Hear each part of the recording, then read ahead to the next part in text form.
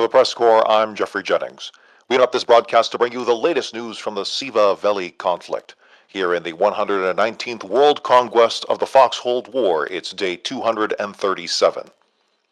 As naval logistics begin to ramp up, new powerful AT and fire support options deploy to the front line.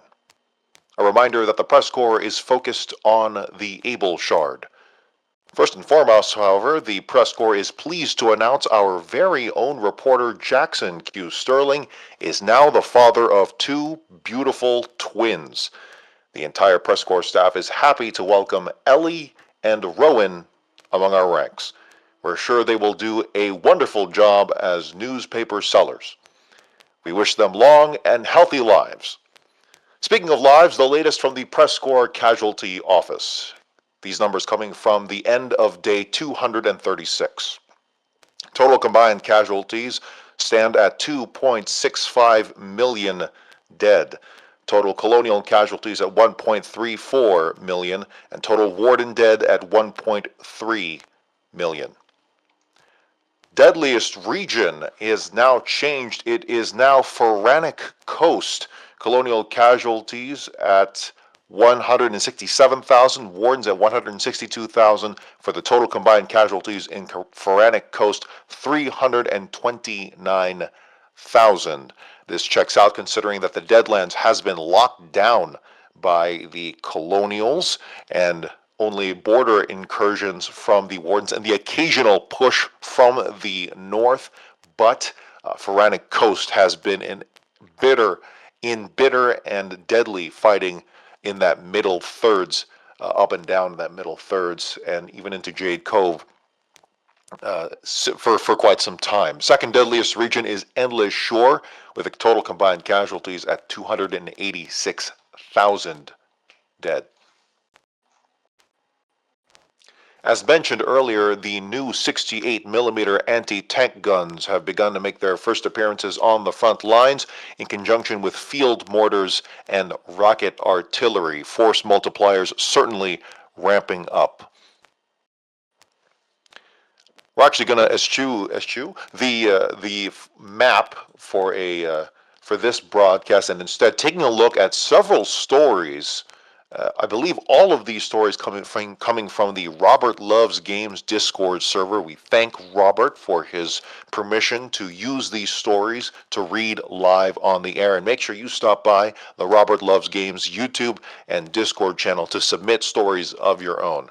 Additionally, we do have, the Press Corps also has our own public submissions channel, so you can stop by that as well if you like. You can post to one or the other, doesn't matter, because we read from both of them when we have the time.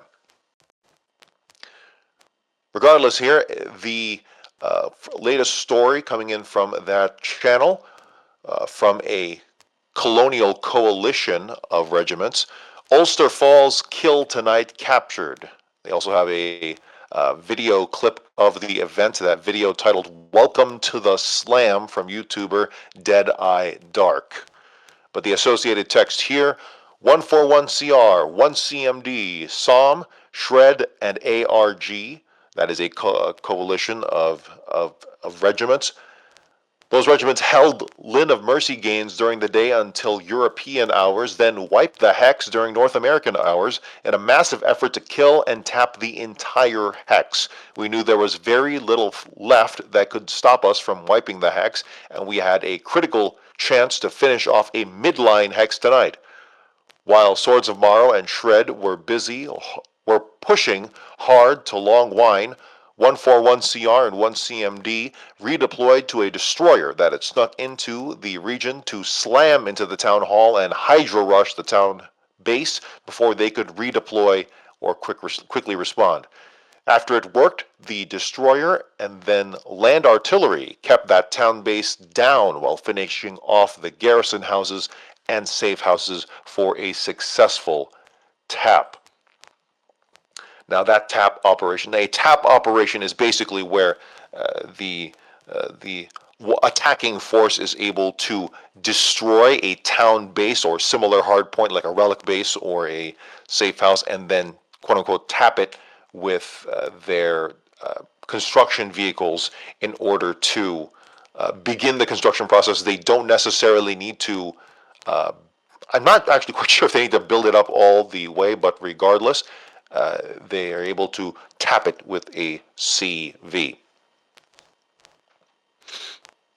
Now that operation follows on the heels of three, at least publicized, Warden tap operations, beginning with Old Captain in the Fingers, Outwich Ranch in Lynn, and Jade Cove in Faranic Coast as well. So it seems like the Colonials have now responded in kind with a tap of their own.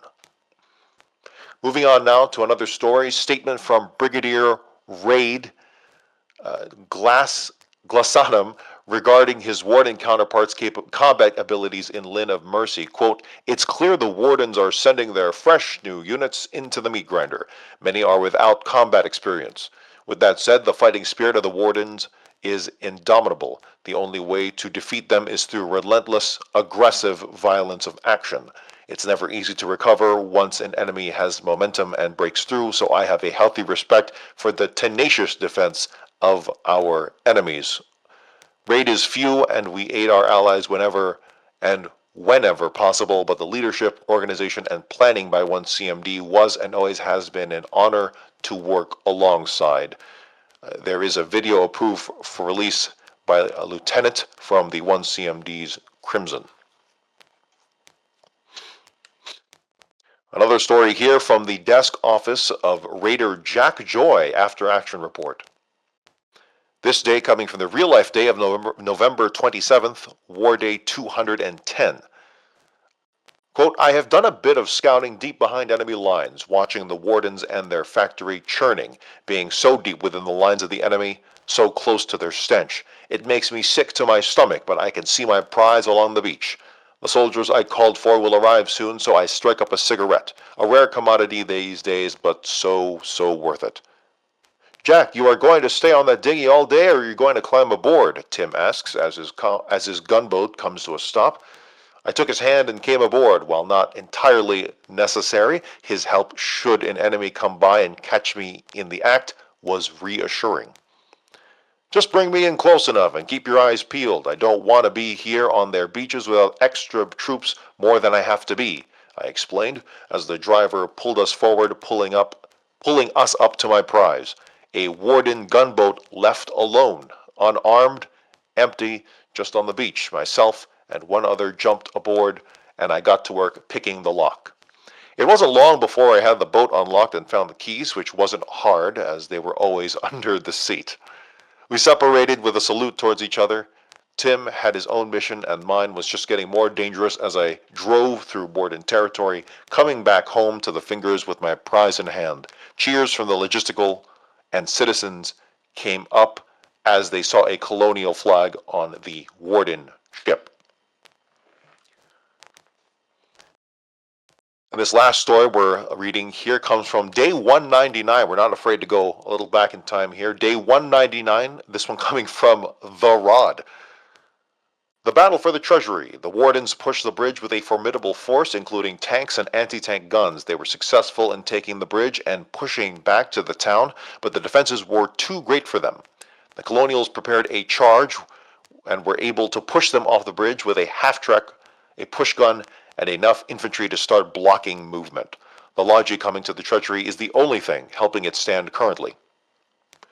The counter-push allowed us to establish a bunker base past the bridge and start setting up fortifications on the other side. They started hammering us with artillery as we built defenses and tried pushing forward.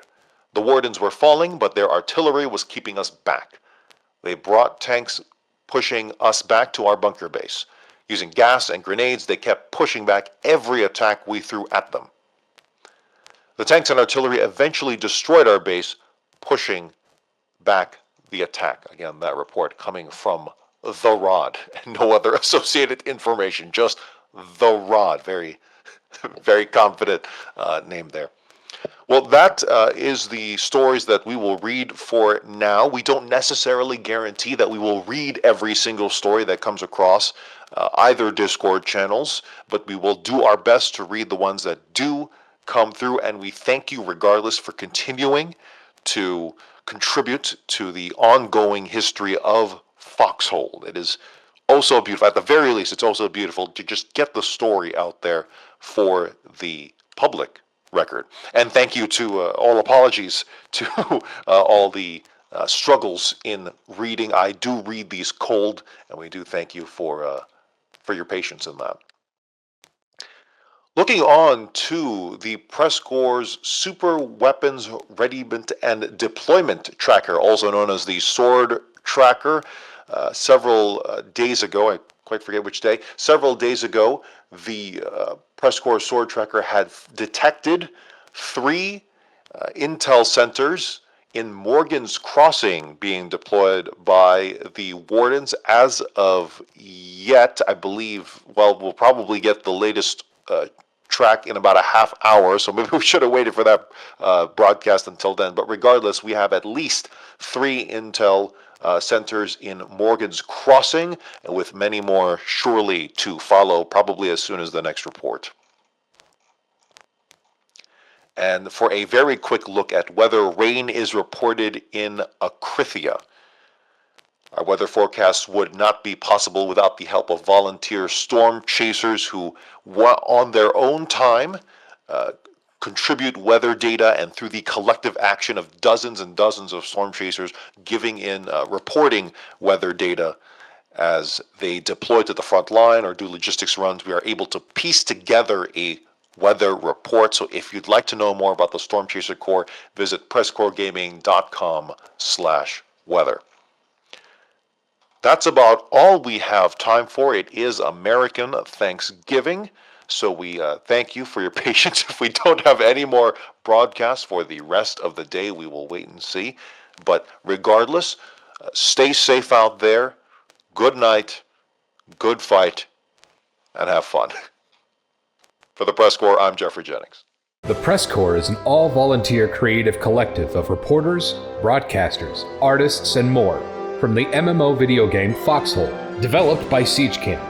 Our mission is to engross our audience in and amplify the stories of this unique war ecosystem. The PressCorps was founded in 2018 by former Planetside 2 Radio Free Auraxis host, CaptainInArms. It is a separate community entity and is not officially representative of Siege Camp. For more information, visit our website at PressCorpsGaming.com. That's PressCorps Gaming.com.